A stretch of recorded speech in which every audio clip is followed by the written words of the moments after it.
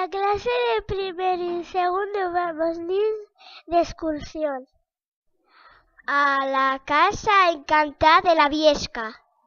Hoy es día de feria y como los fantasmas, los vampiros y las momias van a la feria, de repente fíjose de noche. Camín de la casa encantada topemos sangre y huellos voladores.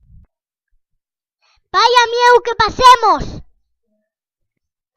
Ya en la casa extendimos los sacos para poder dormir, pero empezamos a sentir chirriar la madera.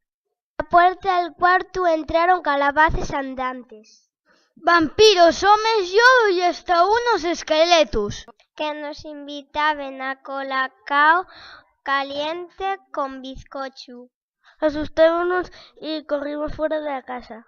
Y vimos que los monstruos que nos perseguían hasta la escuela.